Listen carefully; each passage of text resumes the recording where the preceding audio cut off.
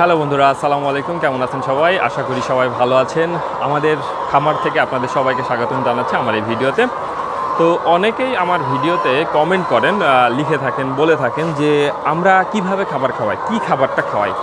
তো এই নিয়ে কিন্তু আসলে অনেক কথাই বলা যায় যে আপনারা যারা রেডি খাবার খাওয়াচ্ছেন তাদের মুরগির কী অবস্থা, তাদের কত পার্সেন্ট ডিম দিচ্ছে এবং রেডি খাবার খাওয়ানো ভালো কি তৈরি খাবার নিজে নিজে যে তৈরি করে যে খাবারটা খাওয়ানো হয় সেই খাবারটা খাওয়ানো ভালো।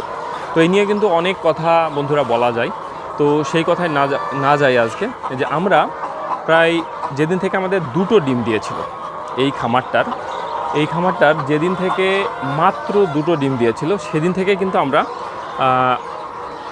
এই ধরনের আমরা নিজেরাই বানিয়ে খাবারটা খাওয়াই, নিজেরা বানিয়ে খাবার খাওয়াই। এই জন্য যে এই ফর্মুলেশনটা জানতাম এবং সাথে সাথে আমাদের যে ক্রাশার ছিল, বানানোর যে জায়গা ছিল, যে সামনে দেখতে পাচ্ছেন একটা মিল, এই মিলেই কিন্তু আমরা যে অন্যান্য ইনগ্রেডিয়েন্ট যেমন লাইমস্টোন, তারপরে আপনার ভুট্টাকে যে এই যে ক্রাশিং করা, ভুট্টাকে যে ক্রাশিং করা, এই জিনিসগুলো কিন্তু আমরা করে ফেলতাম। তো যার কারণে একটু সহজ হতো, একটু ইজ হতো। তো এই জন্য আমরা এই খাবারটা বানাই, এখন পর্যন্ত বানাই। এবং বাইরের 1% বাইরের খাবারও আমরা কিন্তু খাওয়াইনি এখন পর্যন্ত। মানে ডিম দেওয়ার পরবর্তী, যখন ডিমের আগে তখন কিন্তু প্রোটিনের চাহিদাটা আমরা ভেবেছিলাম যে আমরা হয়তো পূরণ করতে পারবো না, যেমন 28 to 32% প্রোটিন প্রয়োজন হয়ে থাকে। তো সেইটা আমাদের ধারণা ছিল আমরা মেবি কমপ্লিট করতে পারবো না প্রয়োজনটা, যার কারণে ওষুধটা বেশি লাগবে। তো বন্ধুরা, আমরা যে জিনিসটা করেছি সেটা হচ্ছে যে এই যে খাবার, এইটাই হচ্ছে ফাইনাল আমাদের যে খাবারটা, মানে লেয়ার খাবার যেটা, এইটাই হচ্ছে আমরা নিজে বানিয়ে খাওয়াচ্ছি। তো বন্ধুরা, এটার মধ্যে কি আছে যদি বলতে হয়, তাহলে এটার মধ্যে আছে, আপনারা হয়তো বুঝতে পারছেন যে নিউ হোপ কোম্পানির, এখানে লেখা আছে নিউ হোপ, নিউ হোপ কোম্পানির 313 layer concentrated feed, new hope কোম্পানির 313 লেয়ার কনসেন্ট্রেটেড ফিড। তো নর্মাল ফিড, লেয়ার ফিড এবং লেয়ার কনসেন্ট্রেটেড ফিডের মধ্যে কিন্তু একটু তফাৎ আছে। একটু তফাৎ বলতে এটাই যে এই ফিডটা নিয়ে আসার পরে অন্যান্য মেডিসিন সহ মিক্স করে, ভুট্টার সাথে মিক্স করে খাওয়াতে হয়। এখন কিভাবে খাওয়াতে হয় সেটা আপনাদের জানাই, মানে কিভাবে মিক্স করতে হয়। খাওয়াতে তো এইভাবেই, সকালবেলায় আপনি দিলেন 5টা থেকে 6টার মধ্যে দিলেন, আবার দুপুরের পর দিলেন, 3টার দিকে দিলেন। যদি গরম আবহাওয়া থাকে তাহলে হয়তো 4টা-5টার দিকে দিলেন। তো সেই খাবারের সিস্টেমটা আপনারা হয়তো জানেন। তো আমি আজকে বলবো যে এই যে এই খাবারটা বানাবেন কিভাবে, আপনারা নিজেই চাইলে বানাতে পারেন। তো প্রথমে বলি, ভুট্টাটা আপনারা কি করবেন, ওই যে কনসেন্ট্রেটেড ফিড আছে সেটার সাথে আপনাকে কিন্তু ভুট্টাটা মিক্স করতে হবে।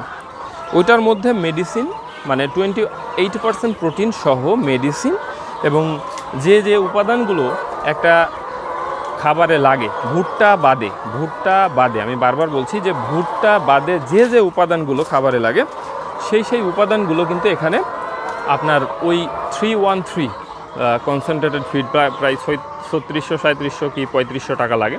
তো এইটার মধ্যে থাকে।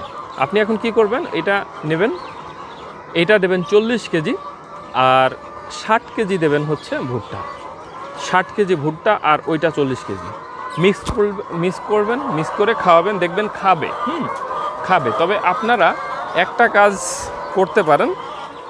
একটা কাজ করবেন, সেটা হচ্ছে কিছু মেডিসিন আপনারা এক্সট্রা অ্যাড করবেন। কিছু মেডিসিন, যেমন রেনাটার কিছু মেডিসিনের কথা বলি।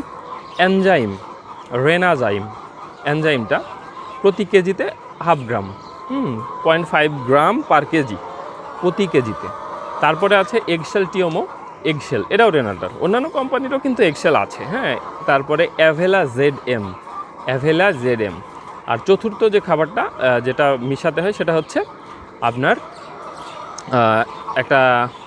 এটাকে কি বলে, রেনাফাইটাস।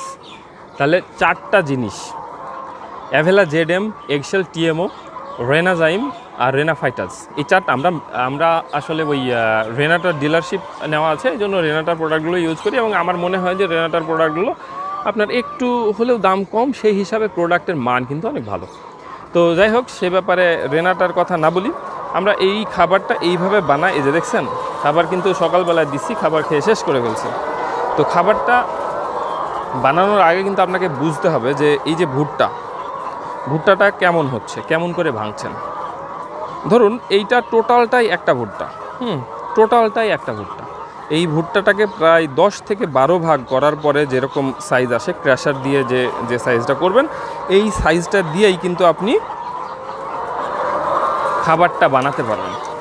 তো এই জিনিসটা কিন্তু আপনাকে মাথায় রাখতে হবে। 12 থেকে 13 ভাগ করার পরে যে সাইজটা আসবে, সেই সাইজটার সাথে কিন্তু আপনাকে ওই যে লেয়ার কনসেন্ট্রেটেড, এইখানেও খাবারের ইটা আছে, আমরা বস্তা শেষ করার পরে এইভাবে রাখি, পরে বিক্রি করবো এই জন্য।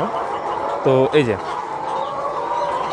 এইটা নিউ হোপ অ্যাগ্রোটেকের, লেয়ার 313 লেয়ার 1। এখানে আপনার ময়েশ্চার আছে 12%, ক্রুড প্রোটিন 28.5%। বাকি যে প্রোটিনটা লাগবে সেটা যদি ভুট্টার মধ্যে সামান্য থাকে তাতেই হয়ে যাবে। ফ্যাট আছে 2.5%। কারণ একটা জিনিস আপনাদের খেয়াল রাখতে হবে যে ফ্যাট কিন্তু খুব বেশি প্রয়োজন হয় না, খুব বেশি যে আপনার প্রোডাক্টের ফ্যাট লাগবে এটা কিন্তু লাগে না মুরগির জন্য, যেহেতু প্রতিদিন ডিম দেবে। আর ফ্যাট হলে ওর হজম শক্তি হয়, গাট যে হেলথ এটা ভালো থাকে না, হজমের সমস্যা হয়, এবং মুরগির যে প্রজনন প্রক্রিয়ার যে জায়গা আছে, ইউটেরিয়াস বলতে পারেন, জরায়ু বলতে পারেন, জরায়ুতে প্রচুর পরিমাণে হচ্ছে ফ্যাট জমে। তো এই জন্য ডিম দেওয়া বন্ধ করে দেয়। তো আপনারা, আমার মনে হয় যে এই জিনিসগুলো বুঝতে পারলেন যে আমরা কিভাবে খাবার খাওয়াই, কিভাবে খাবার বানাই আর কি। তো এই যে এটা দেখতে পাচ্ছেন, এটা কিন্তু পাউডার হয়ে গেছে, এটা কিন্তু পাউডার হয়ে গেছে। এর থেকেও আমি বারবার বলছি 12 থেকে 13 ভাগ হবে একটা ভুট্টাকে, এরকম করে ক্রাশিংটা করবেন, তাহলে দেখবেন যে এইখান থেকে আপনারা ভালো পাচ্ছেন। এবং মুরগিগুলোও যখন মোটামুটি 8-9 সপ্তাহ বলছি, 400 থেকে 450-500 দিন হয়ে যাচ্ছে মুরগিগুলোর বয়স, 0 দিন থেকে, তো মুরগিগুলো ভালো খাবে।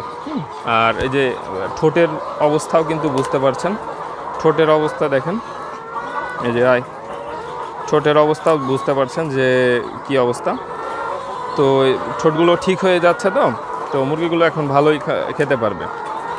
তো এই হচ্ছে আজকের ভিডিও, আজকের আলোচনা। আশা করি আপনাদের এই আলোচনাগুলো দেখে ভালো লাগে, এবং যদি ভালো লেগে থাকে তাহলে আপনারা আসতে পারেন এই ধরনের বিজনেসে। আমি আসলে মোটিভেশন দিতেই এই ভিডিওগুলো করে থাকি। যদি ভালো লাগে তাহলে সাবস্ক্রাইব করে রাখবেন। ধন্যবাদ সবাইকে। আসসালামু আলাইকুম।